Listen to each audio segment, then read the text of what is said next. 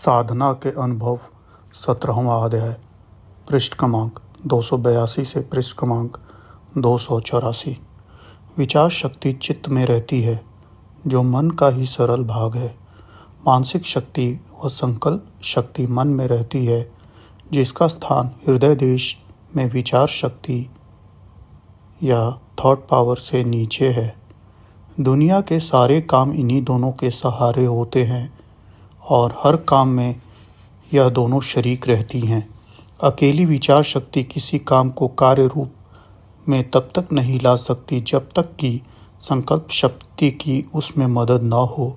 इसी प्रकार संकल्प शक्ति को भी अपना इरादा या संकल्प पूरा करने के लिए विचार शक्ति का संग लेना पड़ता है। कहने का तात्पर्य यह है कि जगत का सारा खेल इन दोनों पर निर्भर है। यदि यह दोनों शांत हैं तो सभी कुछ शांत है, और यदि इनमें उथल पुथल है तो कहीं भी शांति या दर्शन नहीं है। इसलिए अभ्यास काल में विचार को रोकने का प्रयत्न किया जाता है। जिसके विचारों को रोक लिया उसने सभी कुछ प्राप्त कर लिया।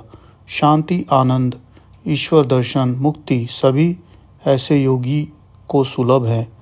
गुरु की बताई हुई क्रिया से विचारों को रोको, अपने चित्त को ठहराने का उद्योग करो, मन की ओर न देखो, वह अपना कोई भी काम करता रहे, करने दो।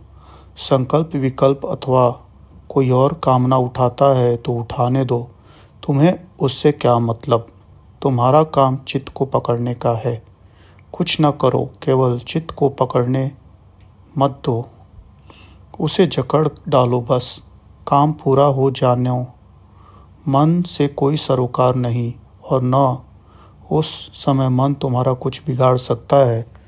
चित्त शक्ति के सहारे मन के सारे काम होते हैं, अकेला वह कुछ नहीं कर सकता। इसलिए चित्त शक्ति पर अधिकार कर उसे अपने स्थान पर कैद कर दो। मन, बुद्धि और इंद्रियां कब्ज में आ जाएंगी।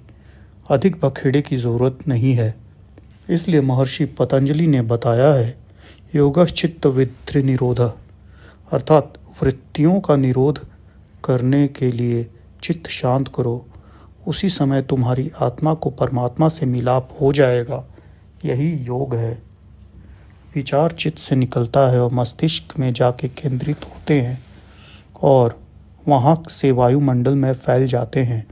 यह बाहरी आकाश में भरा हुआ विचारों का समूह मनुष्यों से टकराता है और उन्हें अपने अनुकूल विचार उभारने पर मजबूर करता है।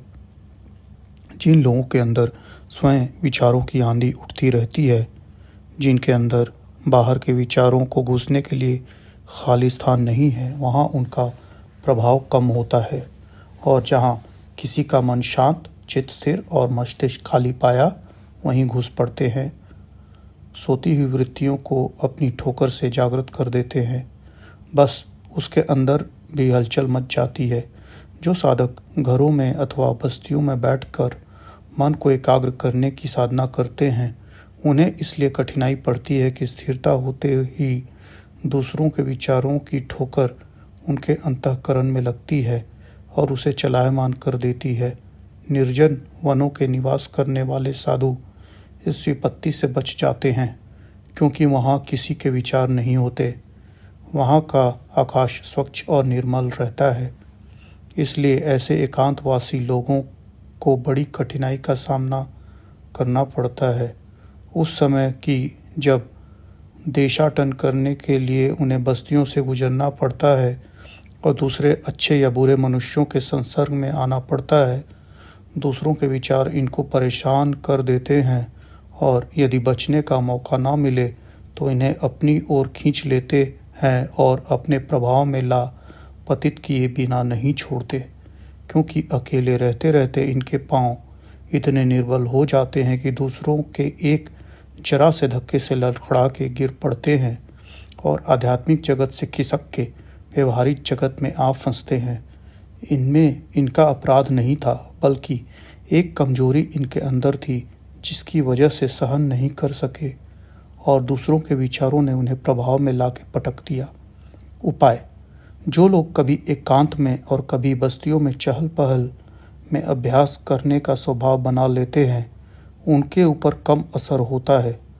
दोनों तरह की प्रैक्टिस रखे, न अकेले में घबराएं, न भीड़ व मेला दशहरा में। उनका काम हर जगह एक सा ही रहे, ऐसों का भय नहीं रहता। हमारे श्री गुरु महाराज से जब कोई अभ्यासी ऐसी शिकायत करता कि शोरगुल में चित्त नहीं लगता, आप हुक्म दे तो अकेले एकांत में बैठ के अभ्यास करूं, तो उस समय उसे ऐसी आज्ञा करते कि अकेले में नहीं, वहीं बैठ के अपना काम करो। जो मनुष्य बाजार में, नाच तमाशे में, शोरगुल में अपना मन स्थिर कर सकता है, वही पक्का अभ्यासी है। एकांत में बैठ के एकाग्र कर लेना तो कोई मारदूमी नहीं है। खिलवत दर अंजुमन के अर्थ हैं हजारों की भीड़ में भी एकांत का मजा लेना। नाच रंग और तमाशे की महफिल भी मालिक के चरणों के सिवाय कुछ नहीं दिखाई देना। जिसने ऐसा अपने को बना लिया, उसके लिए घर और बाहर सब एक से हैं। इसकी मिसाल ऐसी है कि जैसे कोई आदमी सड़क के किनारे बैठा अपना कोई काम कर रहा है, उसकी सारी तवज्जो अपने कार्य में लगी रही है, तो सड़क पर गुजरने वाले कोई उसके काम में बाधा नहीं डाल सकते और न ही उनके निकलने से उसका कोई नुकसान होता है। इसी तरह साधकों को उचित है कि दूसरे लोगों को अपना काम करने दें और अपने मन को अपना काम करने दें। किसी को न छेड़ें और न उनकी ओर ध्यान दें, केवल अपने चित्त की वृत्तियों को समेट लें और यही एक उद्योग करते रहें। फिर न बाहरी खटपट और न मन की चंचलता उसके काम में रुकावट डाल सकती है और न कोई शक्ति बाधक हो सकती है। यही इसका उपाय है। तात्पर्य यह है कि हर तरह की आदत होनी चाहिए ताकि दूसरों के विचार अपने को गिराने ना पावें। सारे खेल तवज्जो सुरती का है। तवज्जो को मजबूत बनाओ, उसे जिस स्थान पर लगाना चाहते हो वहाँ गहराई में गाड़ दो, हिलने ना पावे। इसी से काम होता है। जिन लोगों में इसकी कमी है, जिनका स्वभाव ऐसा नहीं बन पाया, उनकी ही इंद्रिया मन के बाहरी बातों पर प्रभाव पड़ता है। जिसका मन एकनिष्ठ है, जिसका चित्त शांत है, उसे कहीं भी भय नहीं होता।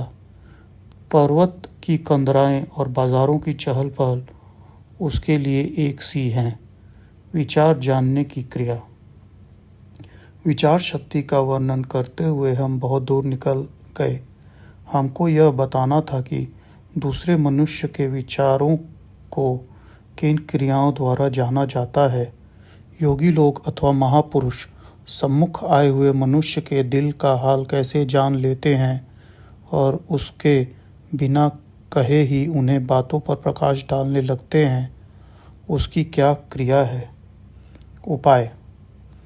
इसका सबसे सुगम उपाय तो यह है कि उस मनुष्य के सम्मुख आते ही अपने विचारों को एक क्षण शांत कर दें और खाली होकर बैठ जाए।